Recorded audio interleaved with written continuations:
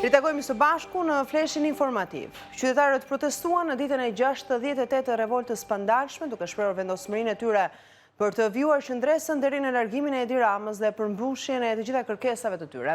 Ata u bën thirrje edhe shqiptarëve të tjerë të bashkohen në protestë si rruga e vetme për të vendosur dinjitetin kombëtar në vend dhe për t'i dhënë fund qeverisë së korruptuar që ka bërë të pamundur jetën dhe ka shpopulluar vendin.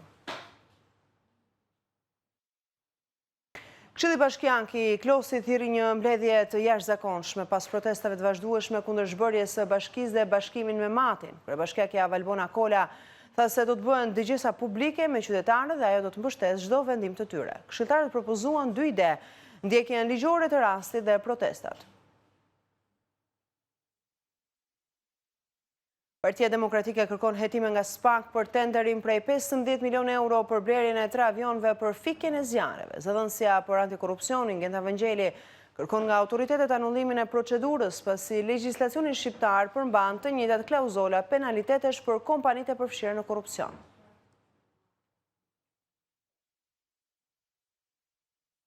Zjarri që ka përfshirë disa fshatra të Mallakastrës prej ditësh vjen të jetë jashtë kontrollit, ku situata më problematike paraqitet në Panahor.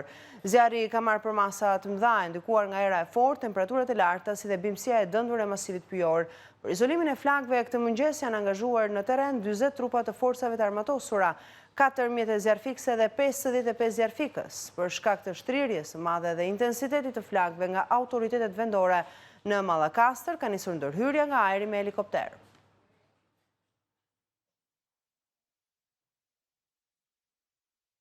Një zjarr i fuqishëm shpërtheu mbrëmjen e sejntës në një banesë dykatçe në lagjen 16 prilli në Fier. Zjarri brenda banesës është përhapur me shpejtësi duke shkaktuar dëme të konsiderueshme materiale, ndërsa nuk raportohet për persona të lënduar. Ndërhyrja e zjarfikësve të Fierit vuri situatën në kontroll, duke parandaluar kështu vrapjen e mëtejshme të flakëve në pjesën tjetër të objektit dhe banesat përreth. Dyshohet se shkak për rënien e zjarrit është bërë një shkëndijë elektrike, megjithatë hetimet vijojnë.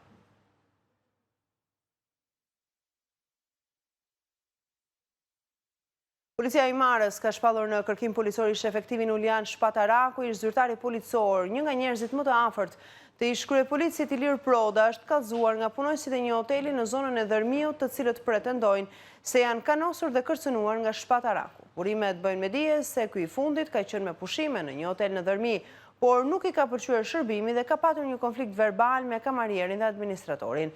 Sipas dëshmisë së tyre, Shpataraku i ka kërcënuar me jetë. Stafi i hotelit ka bërë kallëzim pranë komisariatit të Imarës, ku blut kanë shpallur në kërkim ish zyrtarin e policisë. Ai aktualisht është i përjashtuar nga organizata e policisë, madje disa ditë më parë kërkoi në gjykatë rikthimin e tij.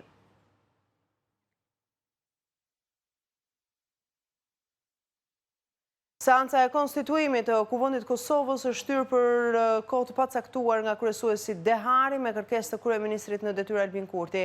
Kurti nuk e ka propozuar kandidatin për kryetar të Kuvendit dhe ka kërkuar kohë shtesë për bisedime me partitë opozitare në lidhje me emrin e presidentit. PDK akuzoi Albin Kurtin për mungesë serioziteti.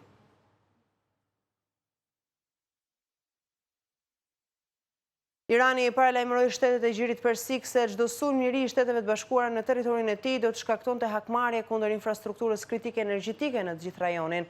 Paralajmërimi erdhi teksa Teherani mohoi se po negocion me Shtetet e Bashkuara. Pretendimi i Shteteve të Bashkuara se negociatat janë duke u zhvilluar me Iranin është i rrem, ka deklaruar Teherani.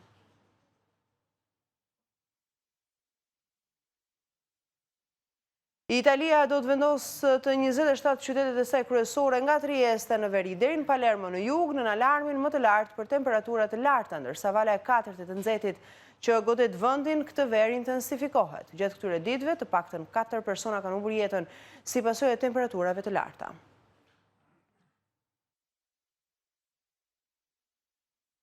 Ishte ky flesh informativ, faleminderit që na ndoqët.